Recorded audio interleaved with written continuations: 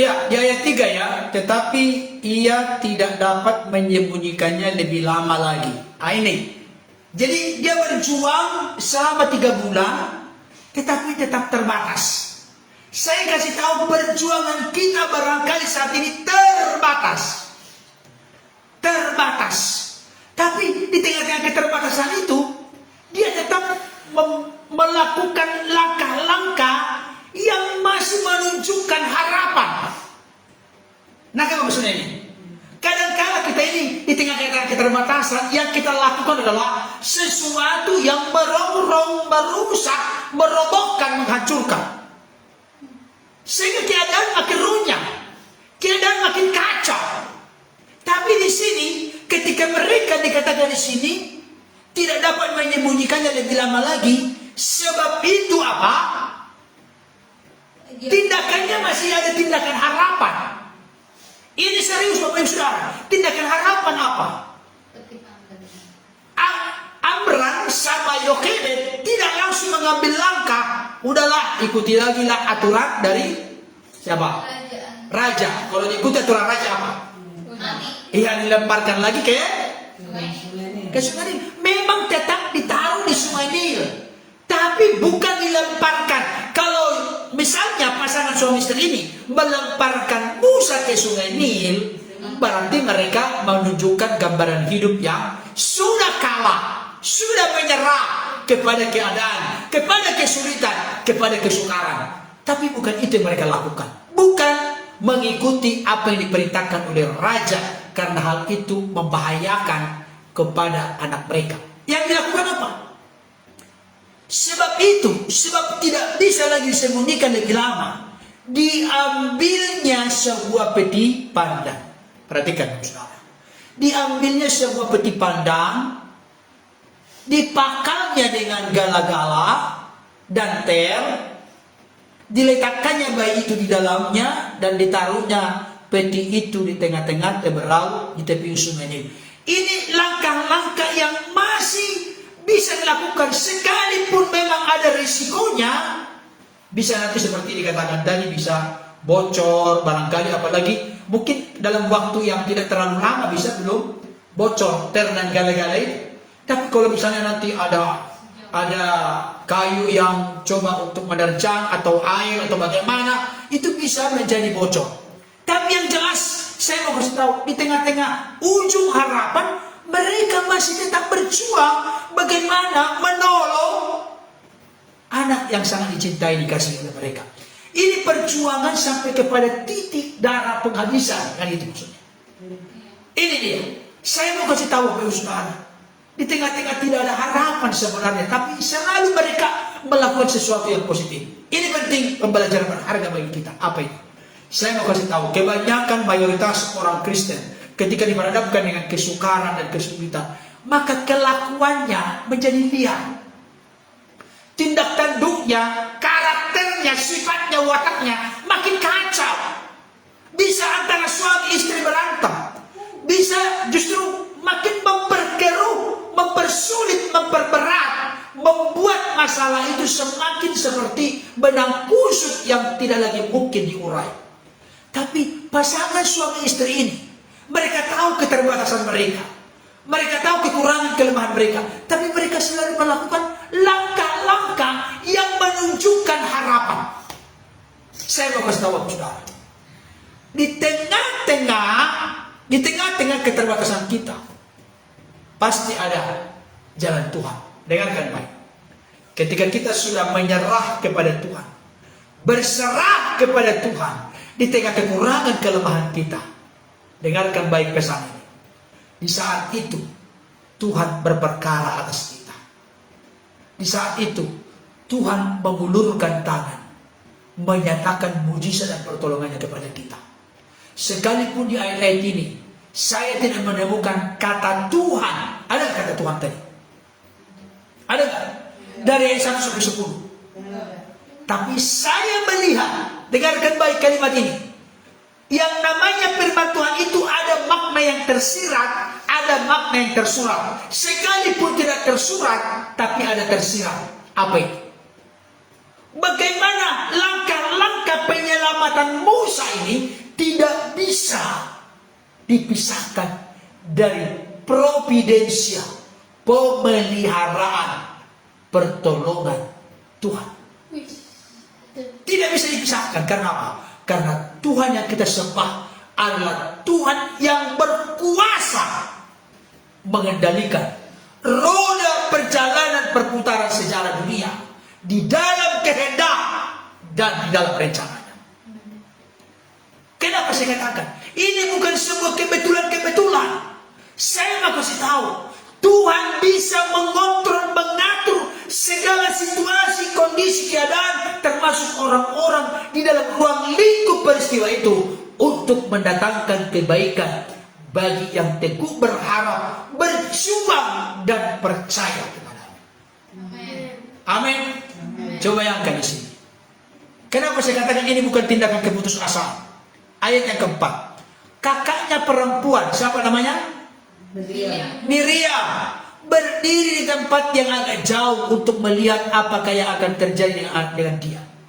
Di tengah kekurangan, keterbatasan masih ada kontrol, perhatian, dan tidak lupa, tidak bisa dipisahkan. Di sini ada hikmah. Hikmah. Dan saya mau kasih tahu, dengarkan baik Bapak Saudara. Kakak seperti Maria ini sangat luar biasa. Kita berdoa anak-anak kita yang paling besar seperti Maria ini. Dia perhatikan, dia pantau adiknya. Dia pantau, dia perhatikan adiknya. Dia tidak takut nanti jangan-jangan nanti begini, jangan-jangan begini, jangan-jangan nanti jangan-jangan. Tidak. Dia perhatikan apa yang akan terjadi dengan adiknya. Tetap dia pantau di tengah-tengah kekurangan keterbatasan mereka. Tetap mereka melakukan apa yang mereka bisa lakukan. Saya mau kasih tahu pelajaran berharga pada saat malam hari ini yang mau saya sampaikan kepada kita. Mari tetap berjuang apa yang Bapak Ibu Saudara bisa lakukan. Sekalipun kelihatannya mungkin tidak signifikan, tidak langsung, dampaknya, manfaatnya, hasilnya besar. Lakukan saja. Di saat-saat itu, di tengah-tengah kita tidak berdaya, di tengah-tengah kita terbatas, di saat itulah Tuhan menolong. Bukankah pujian mengatakan apa? Di saat ku tak berdaya, kuasa-Mu yang sempurna. Ketika ku percaya, mujizat itu nyata. Bukan karena kekuatan, namun Roh-Mu yang Tuhan. Ketika ku berdoa, ketika ku percaya, ketika ku berharap, mujizat itu nyata. Saat tidak berdaya, jangan putus asa. Jangan putus asa. Lakukan terus apa yang bisa kita lakukan. Tuhan berkati apa yang kita upayakan. Sekalipun kelihatan kecil, tidak diperhitungkan, dipandang sebelah mata, dipandang hina, dipandang rendah oleh orang lain. Lakukanlah apa yang bisa kita lakukan. Percayalah, Tuhan adalah ahlinya membuat mujizat. Dan Dia senang mengerjakannya kepada anak-anaknya yang teguh berharap kepadanya. Amin. Bukankah banyak peristiwa dalam Alkitab? Apa yang dimiliki oleh janda itu? Sebuah buli-buli kecil yang berisi minyak. Ternyata ketika diserahkan, dipersembahkan, diikuti petunjuk dari minyak yang sedikit, terjadi bencana-bencana yang banyak, penuh, sehingga mereka bisa membayar hutang. Bahkan mereka boleh hidup dari lebihnya minyak itu. Bukankah di perjanjian baru kamu harus memberi mereka makan, kata Yesus kepada murid-muridnya. Mereka telah mengikuti Yesus di tempat yang sunyi dan sepi, jauh dari keramaian. Mereka telah mengikuti Yesus selama 3 hari. Dan Yesus berkata kepada murid-muridnya, kamu harus memberi mereka makan. Murid-murid terbatas pemikiran. Apa kata murid-murid? Bagaimana mungkin di tempat yang sunyi, sepi seperti ini kita bisa memberi makanan kepada mereka? Bagaimana mungkin kalau kita beri roti dengan 200 dinar? Bagaimana mungkin kalau pun dapat secuil-cuil kecil? Tapi datanglah Andreas. Guru, Tuhan, Di sini ada seorang anak yang membawa 5 ketul roti 2 ekor ikan.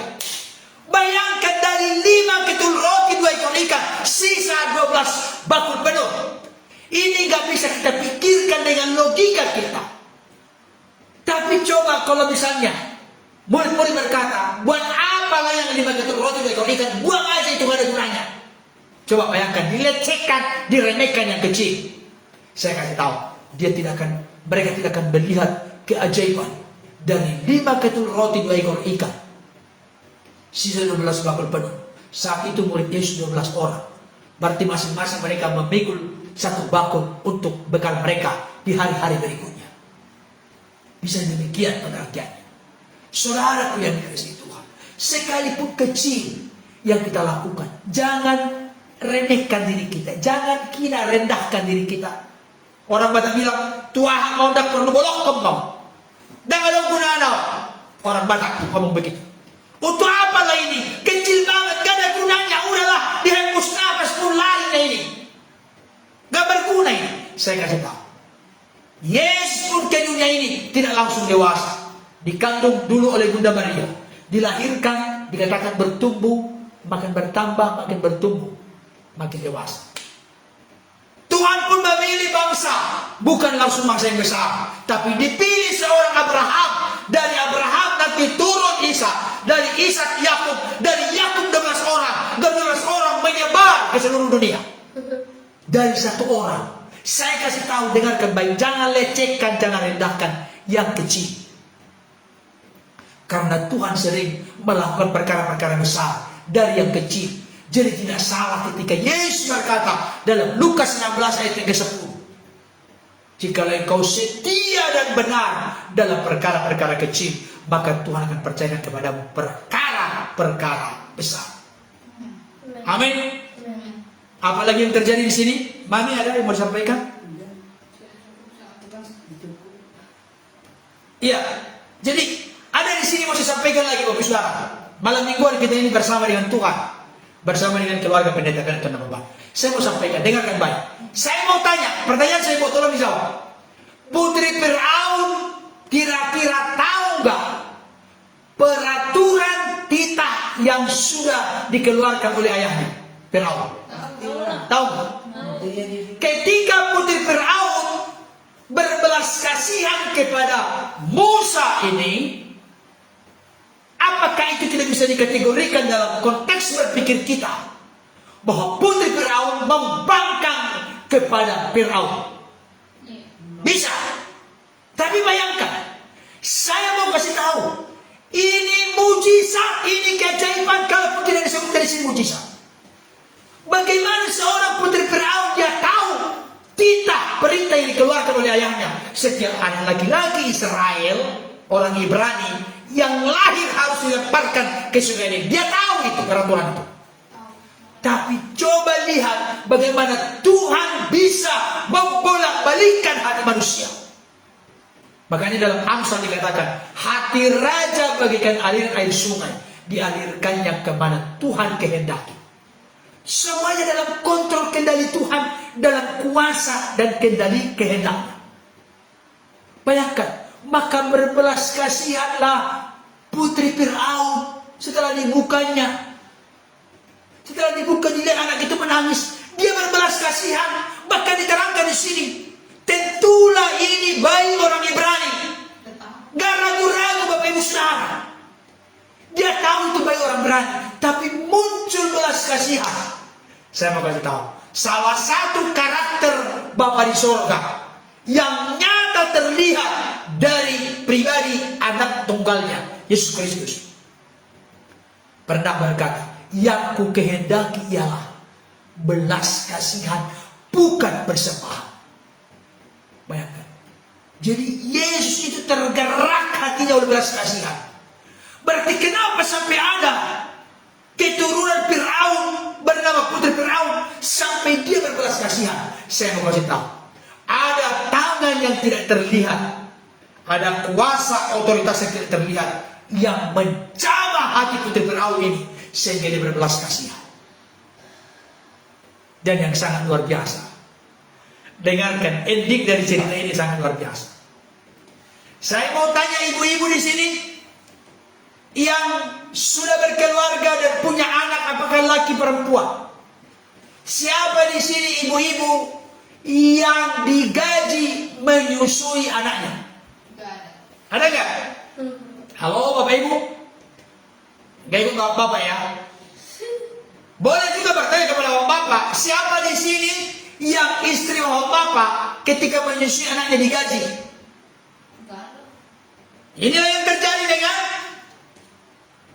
ibunya Miriam, ibunya Musa. Akan kupanggil inang pengasuh untuk menyusui anak itu bagi tuanku putri. Oh iya, bagus. Bawalah anak ini, nanti akan kubayar, kuupah. Bayangkan bagaimana Tuhan menjungkir balikan, membolak-balikan situasi itu. Saya kasih tahu dan sampaikan dengan tegas, dengan penuh semangat, antusias kepada Bapak Saudara. Orang yang berjuang dalam hidup ini, orang yang terus berharap dalam hidup ini, kelihatannya tidak ada jalan lagi, kelihatannya sudah buntu, kelihatannya terpojok, terjepit. Saya kasih tahu, Tuhan bisa dengan sangat dahsyat, luar biasa, lebih dari kita dua kali pikirkan, sanggup mengubahkan situasi, kondisi keadaan itu. Dari yang tadinya mereka takut, tertekan, terintimidasi, terkungkung, sekarang mereka bisa memelihara, bisa merawat, memperhatikan, menunjukkan kasih sayang kepada Musa dengan dapat bonus gaji. Nah, gak masuk ya Saudara? Coba bayangkan Bapak Ibu Saudara untuk nangkap ke rumah intisari substansi dari cerita ini. Bayangkan Bapak Ibu Saudara masuk ke peristiwa ini. Kalau tidak bisa dibayangkan masuk, ini akan menjadi biasa bagi kita. Bayangkan belum tahu cerita ini, kita alami secara alami. Bayangkan Bapak Ibu Saudara, luar biasa sekali. Dari yang tadinya takut, tertekan, terintimidasi, was-was, gelisah, gak bisa tidur. Tapi ketika mereka tetap berharap, berjuang di tengah kekurangan keterbatasan mereka, Tuhan bisa membolak-balikkan keadaan itu dan membuat mereka justru mendapatkan upah, bonus, dan berkat. Amin Bapak Saudara. Nangkap bagaimana peristiwa membalikkan keadaan itu dari ketakutan menjadi kebahagiaan. Luar biasa, yang sangat luar biasa. Saya mulai kembali bertanya kepada ibu-ibu di sini. Ada nggak di sini ibu-ibu ketika menyusui anaknya mendapatkan upah dan gaji? Itu pun dari putri raja. Saya yakin gajinya nggak sedikit, nggak kecil. Nanti kita tanya dengan ibu Yohana di sorga. Sedikit nggak gajinya? Nggak mungkin. Putri raja yang gaji. Bapak Ibu Saudara, ini luar biasa ya, luar biasa. Masa menyusui anak sendiri, membesarkan anak sendiri digaji. Bayangkan, cobalah kita bayangkan misalnya Amran dan istrinya itu mengalami kesulitan keuangan. Justru ternyata ketika berani menghadapi risiko, menghadapi kondisi keadaan itu, justru di sana mereka mendapatkan berkat-berkat lebih dari yang mereka doakan dan pikirkan. Lebih dari yang mereka mengerti dan pahami. Itulah yang terjadi bagi yang tetap teguh berharap. Perhatikan baik Bapak Ibu Saudara. Di tengah kesukaran, kesulitan, pasti ada jalan keluar. Ada mujizat, ada pemeliharaan, ada pertolongan. Jangan putus asa, tetaplah teguh berharap dan percaya kepada Tuhan. Amin.